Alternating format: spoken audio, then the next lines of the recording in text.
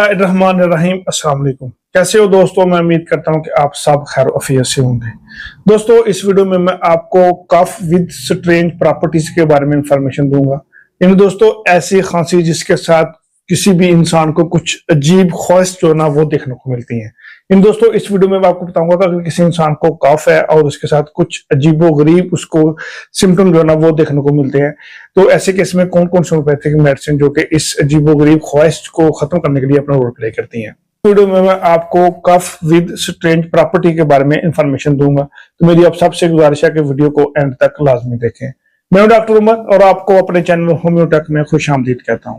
दोस्तों, अगर किसी की कोई क्वेरी है या फिर अगर किसी ने कोई ट्रीटमेंट करवाना है, तो वो नीचे मेरी ईमेल के ऊपर अपनी अलामत बताकर या फिर अपनी रिपोर्ट सेंड करके अपना ट्रीटमेंट करवा सकता है। सबसे पहले मैं आपको कफ के बारे में इंफॉर्मेशन दूंगा, उसके बाद मैं आपको कफ विद स्ट्रेंज प्रॉपर्टीज के बारे में इंफॉर्मेशन दूंगा और उसके बाद मैं आपको होम्योपैथिक मेडिसिन बताऊंगा जो कि कफ के साथ होने वाली कुछ अजीबो गरीब जो ख्वाहिश होती हैं उसमें पेशेंट को कवर अप करने के लिए बहुत अच्छा रोल प्ले करती हैं। इन दोस्तों, सबसे पहले मैं आपको कफ के बारे में इंफॉर्मेशन देता हूं।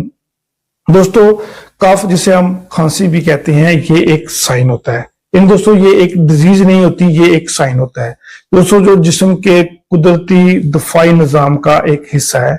इन दोस्तों, ये एक ऐसा साइन है जो कि जिस्म के कुदरती दफाई निजाम का एक पार्ट होता है। दोस्तों, ये सांस की नाली से बलगम, जरासीम या फिर गैर जरूरी मवाद जैसे टॉक्सिन वगैरह को जिस्म से निकालने का एक अमल होता है। इन दोस्तों, जो कफ होता है ये एक साइन होता है, ये एक डिजीज नहीं होती। दोस्तों, इस कफ के जरिए हमारी जो सांस की नाली होती है इसके जरिए से बलगम, जरासीम या फिर गैर जरूरी मादे जिसे हम टॉक्सिन कहते हैं उसको जिस्म से निकालने का ये एक अमल होता है। दोस्तों, जो कफ होता है ये खुद एक डिजीज नहीं होती, बल्कि ये मुख्तलिफ डिजीज की कुछ अलामत जो है ना वो हो सकती है। इन दोस्तों, इस कंडीशन को हम कफ कहते हैं। अब मैं आपको कफ विद स्ट्रेंज प्रॉपर्टीज के बारे में इंफॉर्मेशन देता हूं। इन दोस्तों, इसमें जो पेशेंट होता है उसको कफ होती है, लेकिन कफ के पीछे जो रीजन होती है उसमें आम नजला या फिर जुकाम जैसी कंडीशन नहीं होती। यदि इंसान को कफ है तो उसमें नजला भी नहीं होगा और जुकाम भी नहीं होगा, लेकिन उसमें कुछ गैर मामूली ख्वाहिश जो है ना वो देखने को मिलती हैं। तो इसमें सबसे पहली जो मोस्ट इंपोर्टेंट पेशेंट को सिम्टम देखने को मिलता है कफ के साथ, वो होता है कि पेशेंट को जो उसका स्पुटम होता है उसमें एक कोल्डनेस जो ना वो देखने को मिलती है। यानी जब भी इंसान को कफ होती है और पेशेंट स्पुटम बाहर निकालता है तो उसमें जो स्पुटम होता है पेशेंट को वो बहुत ठंडा जो है ना वो मालूम होता है। तो इसकी ये एक बहुत ही मखसूस प्रॉपर्टीज होती है कफ की। और उसके बाद दोस्तों, नेक्स्ट जो प्रॉपर्टी होती है जो कफ के साथ पेशेंट को कभी कभार जो है ना वो महसूस की जा सकती है, उसमें पेशेंट को ऐसा महसूस होता है कि जो उसकी जो हवा की नालियां होती हैं, जो ब्रोंकाई होती हैं, वो हमेशा जो है ना वो धुएं से भरी हुई पेशेंट को मालूम होती है। और पेशेंट जब भी कुछ चीज निकालने की बार बार कोशिश करता है तो उससे वो चीज निकलती नहीं है, लेकिन पेशेंट को इस तरह का सेंसेशन महसूस होता है कि उसका जो लंग्स है, उसके जो ब्रोंकाई होते हैं उनके वो हवा से जो है ना वो फिल होते हैं।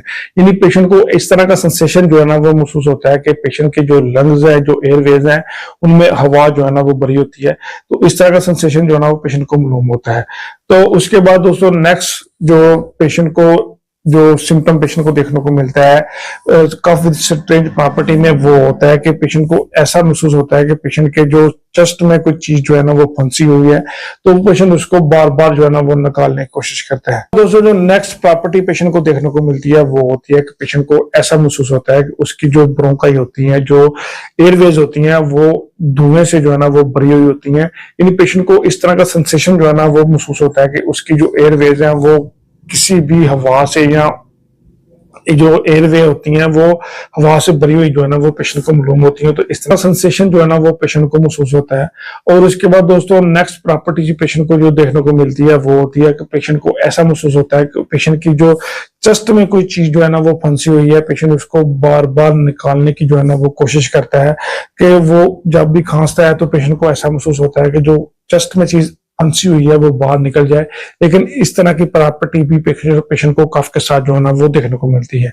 तो अब मैं दोस्तों आपको होम्योपैथिक मेडिसिन बताता हूँ जो कि इस प्रॉपर्टी से पेशेंट को निकालने के लिए बहुत ही अच्छा रोल प्ले करती है। ऐसे केस में जब किसी इंसान को ऐसा मालूम हो कि उसमें से जो बलगम है वो ठंडी मालूम हो या स्पूटम है उसमें कोल्डनेस जो है ना महसूस हो, तो ऐसे केस में होम्योपैथिक मेडिसिन कोलियम बहुत ही अच्छा वर्क करती है।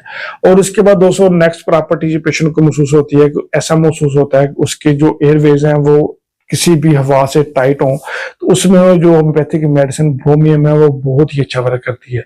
इन दोस्तों इसमें जो पेशेंट को सेंसेशन महसूस होता है वो ये होता है कि पेशेंट की जो एयरवेज होती हैं वो ऑल टाइम जो है ना वो भरी हुई होती हैं हवा से, तो पेशेंट को एक सफोकेशन का सिम्टम जो है ना वो देखने को मिलता है। और इसके बाद दोस्तों जो नेक्स्ट प्रॉपर्टी जो होती है जिसमें पेशेंट को ऐसा महसूस होता है कि उसमें चेस्ट में कुछ चीज फंसी हुई है, उसको बार बार निकालने की कोशिश करता है, तो ऐसे केस में होम्योपैथिक मेडिसिन अबिस नाइग्रा बहुत ही अच्छा वर्क करती है। तो दोस्तों इसके अलावा भी कुछ होम्योपैथिक मेडिसिन जो कि as per symptom as per diagnose के बाद रिकमेंड की जाती है, जो कि बहुत अच्छे तरीके से कफ के साथ कुछ अजीबोगरीब ख्वाहिश जो होती हैं उसमें पेशेंट को कवर अप करती हैं। मैं उम्मीद करता हूँ कि आपको ये वीडियो पसंद आई होगी। मेरी आप सबसे गुजारिश है कि वीडियो को शेयर करें, चैनल को सब्सक्राइब करें और बेल आइकन लाजमी दबाएं। Thank you, Allah Hafiz.